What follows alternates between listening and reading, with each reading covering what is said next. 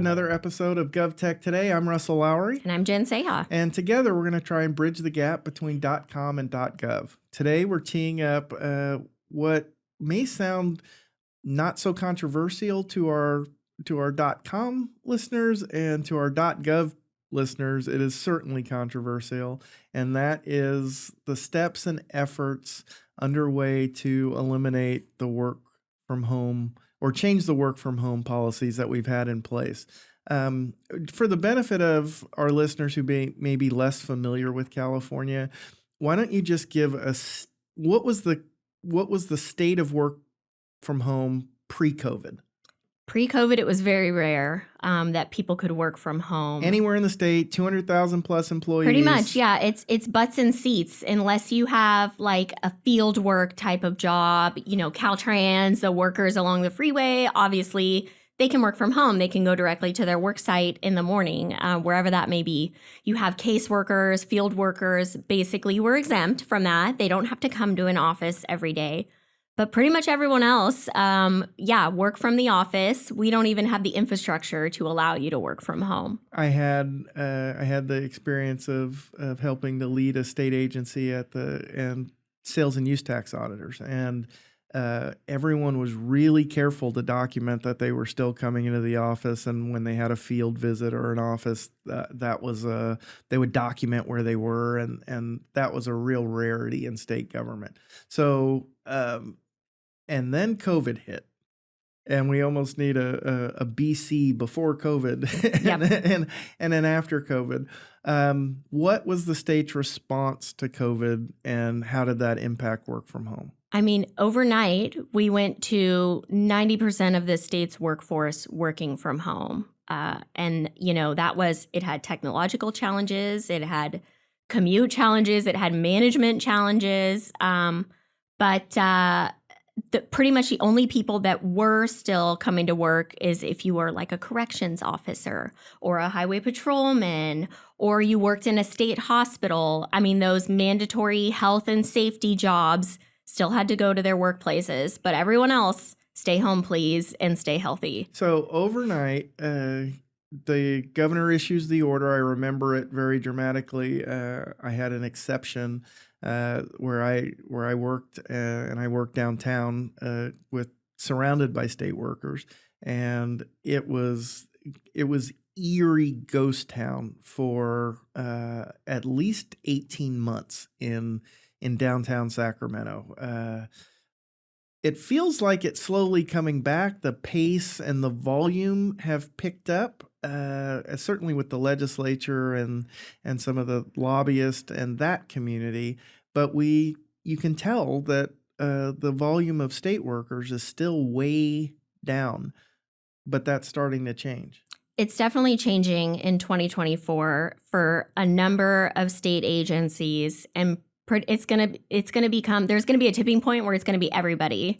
And it doesn't mean you're gonna be in your office 40 hours a week. I think what most departments are going to now, and you know, just recently we've had the California Environmental Protection Agency, the California Health and Human Services Agency, and all the departments underneath those agencies say, we want you in the office 2 days a week. They're leaving it up to the workers and the management teams as to what 2 days those are. I know I'm married to a state worker. He's been in the office 2 days a week at his management's direction.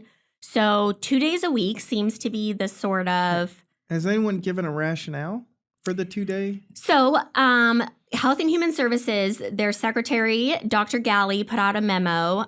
He said to build camaraderie, which I think there's something to that, right? That you're a lot more able to bond with your colleagues, share experiences. He pointed to, I think it was like 7,000 or 8,000 new employees hired since the pandemic started. And these people have never worked in person. So building that camaraderie is certainly one of them. But, you know, other than that, I mean, you know, we were only a couple years ago that the administration was touting the benefits of telework, right? Measuring all of the CO2 emissions saved and talking about how productivity had not declined at all and had actually increased in many instances. So it is a shift. It's a shift for the mindset of state government to, swing from no telework ever pre-COVID, BC, Right. to 100% telework. And it's so fabulous and wonderful to, hey, we need to come to some compromise. That means we are going to have to be in the office a couple days a week. What will this mean for state workers? Do they pick their 2 days? And how is it building camaraderie if you never know who else is going to be there on your 2 days? Right. How big or small is the department? So the way that some departments are doing it is they have one like foundational day where their whole team needs to come in, and maybe it's a different day depending on the team. But that one day, we want everyone here. We're going to do our staff meetings, our team meetings during that day. We're going to do team building stuff during that day to really get the camaraderie going. Got it. I think that's completely valid, right? I don't think anyone would have an issue if they were like, one day we're all coming in, we're doing that day. I think where you kind of, to your point, get the everyone is everywhere else kind of thing is when you just let them pick the other day. Like whatever day works for your calendar, we just want you to show up in the office on some other day. I hate the concept of the ticking the box to show up day. I know. But I'm judging from your tone. We haven't really discussed this off camera much or anything. But I know how you run your business, and you're very much a deliverables based manager and leader. You deliver for your clients at a high level, and that's the standard. Yeah. And so I'm judging by your kind of description of this, you're mocking the 2 day a week policy a little. Mocking, but right. I think I have an office, a brick and mortar office in downtown Sacramento. I definitely think there's something to getting together in person, seeing people, talking across the table. But coming in for the sake of coming in is ridiculous in my mind. It goes back to the way that the state has managed for many years, which is butts in seats. I don't care the quality of your work. I don't care how much you're doing. I just need your butt in that seat for 8 hours a day. And that, to any modern manager, that's absolutely pointless. I have to own my boomer self on this, but in person is so dramatically better in my mind. If I were the decision maker, it would be 5 days a week in person. There's the camaraderie, there's the transfer of expertise that happens. That water cooler talk is imperative, that knowledge transfer. But also I think there's an accessibility to the public argument. I've worked as a lobbyist and trying to influence and interact and educate the administration and the legislature. And lobbyists are called lobbyists because they're hanging out, they're around, they're talking to people, and everyone's happy to jump on a Zoom. It's not the same. Sure. It's not the same. And I think the quality of public decision making, I couldn't measure it. I'm a data guy, but I couldn't measure it. But I suspect the quality of public decision making would suffer from having less of that interaction, that I can show up to an agency, schedule a meeting, talk to other people, that sort of thing. I'm with you. And I know through the pandemic, you came into the office every day. Some people just prefer to be in the office, and we have the space. That's totally fine. If I'm a state worker and I want to come in every day because whatever the reason, I think people should be allowed to do that. I think it should be as necessary, right? Like come into the office as necessary. You have a meeting that's on your calendar for in person. You're going to show up to the office that day. That's how I run my business. It's like, I'll be in on Wednesdays. Every Wednesday I'm in. If any of my staff want to come in, most of them do. They've picked up on this. It's a smart idea to be there if the boss is there. Right. You guys should always come in. And other than that, I'll be in the office if I need to be. Right. I'll be in the office if a client's in town. I'll be in the office if I have meetings with a state official. So I really think it should be as needed. So as an advocate, I know that it works for your business at a high level, but it's also a customer service attitude. Yep. No one would be given the stink eye to one of your customers because they were in town and your employee had to be in town because the client was in town. But I worry as an advocate, if I want an in-person meeting and now I'm imposing, do I get to impose that? Do I get to say I'd prefer an in-person meeting? I get body language. I can see the office. I can talk about what matters to you. I can see other people in the agency or other parts of the decision-making team. And there's just a feel that I get in person that I don't get over Zoom. And how as an advocate do I impose that on a state employee? Sure. For your client-based service, you have a public service. I mean, you have a client service attitude. Yep. Does that ethic broadly exist in state government to where I'm going to get that same level of attention?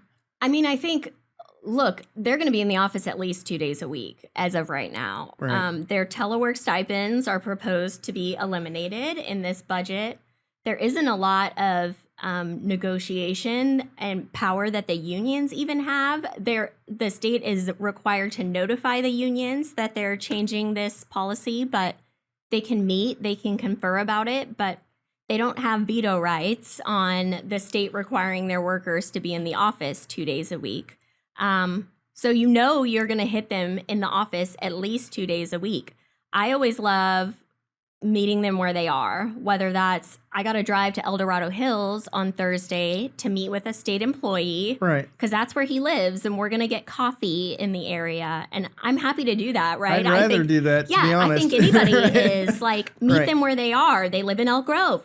Fine, let's go to Starbucks down in Elk Grove and have a meeting there, or out in Rockland, or anywhere. We're willing to do that, and I think it's not that people don't want to leave their house. I just think they don't want to be in that butts in seats, 8 hours a day type of management style that the state, unfortunately, is clawing back to. I think we found the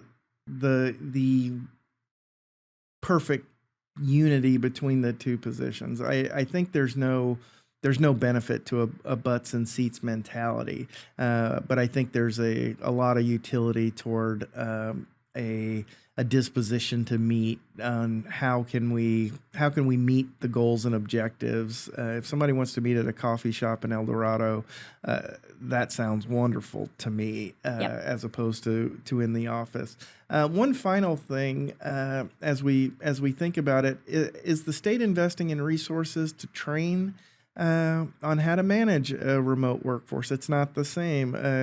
Are supervisors and leaders being equipped on how do I do this? So pre-COVID, there were no resources to manage people remotely. I think through the pandemic and over the last 4 years, we might have gotten a little ways there where people are used to Teams meetings and Zoom meetings and everyone has a camera at home.